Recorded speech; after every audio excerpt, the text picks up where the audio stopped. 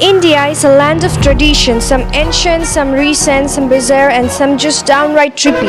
एक वैसा ही tradition है consumption of bhang or thandai on holy days, particularly on festival like Mahashivratri or Holi. Anyone who has been to northern India is aware and has probably experienced bhang trip at least once in their life. Hello everyone, this is Neha and welcome back to my channel. Whenever I think of Lord Shiva, I imagine him as eternal power. But unfortunately, some people mislead Lord Shiva by picturizing him as smoking pot and consuming a bhang. And I have heard many times during Shivratri people saying Babaji ka prasad bol ke they take all this kind of stuff. But in real, does he related to drugs? क्योंकि religious text में शिव भगवान और drugs का कोई linkage ही नहीं है. So ये narrative हम लोग का दिमाग में आ कहाँ से रहा है? So let's find out. So as I researched it, मेरे को 3 reasons मिला why Shiva is linked with drugs. According to mythology, जब समुद्र मंथन में अमृत के साथ हलाहल बोल के एक विष प्रोड्यूस हुआ था, which was threat to all creation. So to protect everyone, Lord Shiva ने वो poison पिया था, जिसके वजह से उनका throat पूरा नीला पड़ गया था and body temperature भी बहुत ज़्यादा बढ़ गया था. तभी उनकी वाइफ देवी पार्वती ने फर्स्ट एंड लास्ट टाइम कुछ भांग पिलाया था in order to soothe the pain. But आज की यूथ की सोच ऐसे है, जब शिव भगवान कर सकते हैं तो हम क्यों नहीं? Lord Shiva used to consume, substance, and they take it as an excuse and they imitate it, saying that even Shiva used to do it.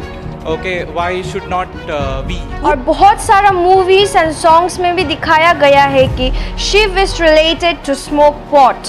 अब ये गाना ही सुन लो. लाश के राजा दम्बल गाजा चिल्म भरी है ताजा ताजा चिल्म के धुआं में खोते चले गए बाबा होश में मद होश हो गए. और ऐसे बहुत सारा गाना है जिसमें शिव एंड स्मोकिंग पॉट को रिलेट किया गया है. नाउ दूसरा रीजन है लॉर्ड शिवा को ड्रग्स के साथ लिंक करने का, वो है Aghoris. Aghori believe that Shiva used to smoke pot to relax and to focus better for meditation. अघोरी का मानना है शिव ही सबसे बड़े अघोरी थे. उनके लिए शिव ही सत्य है और शिव ही सब कुछ है, तो उनको फॉलो करते हुए they also smoke pot. According to research, Aghori smoke pot for meditation, concentration and body temperature को गर्म रखने के लिए in cold places. So Aghoris तो शिव के पथ पे चल रहे हैं. सो इसी वजह से शिव एंड ड्रग्स और भी ज़्यादा रिलेट हो गया है. अब थर्ड रीज़न है common belief. So common belief ये है कि शिव भगवान कैलाश में रहता है. कैलाश मतलब हिमालय एंड हिमालयस में ग्रीन नेचुरली एंड वाइडली उगता है. सो ऐसा हो सकता है कि उनका वहाँ रहना एंड ग्रीन का वहाँ नेचुरली होने की वजह से लोगों ने शिव भगवान एंड ड्रग्स को लिंक की गई है. फाइनली लॉर्ड शिवा का रिचुअल्स एंड ट्रेडिशंस भी लॉर्ड शिवा को ड्रग्स के साथ ही लिंक करता है.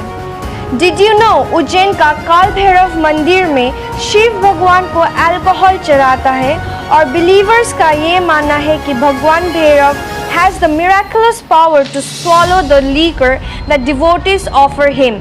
और ऐसे ही मणिनगर भैरव टेम्पल में भी होता है. और दूसरा ये है हिमाचल में गद्दी ट्राइब्स शिव को दुदू कहते हैं.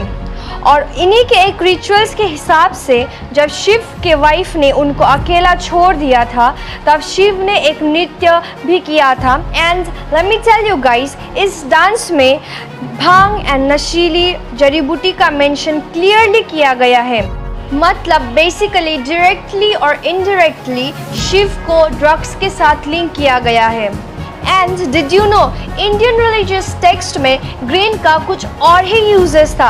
It was actually linked with medical uses. Hindu religious text like Vedas, Samhitas and Granthas में ग्रीन को विजया या फिर सिद्धि कहा जाता है.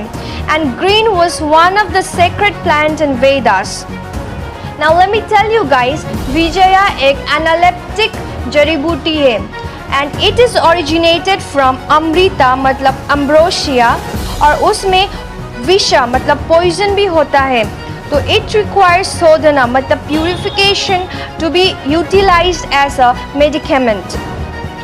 And approximately 50 diseases could be treated with a single or compound preparation of Vijaya. So green भी एक तरीके का medicine है, but बाकी medicines की तरह if you take it without any guidance or observation, or if you take it regularly, then it has many side effects.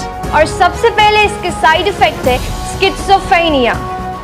And इसीलिए India में इसे NDPS narcotic drugs and psychotropic substance 1985 act के अंदर ban किया गया है, but फिर भी आज बहुत सारा लोग इसे कंज्यूम कर रहे हैं.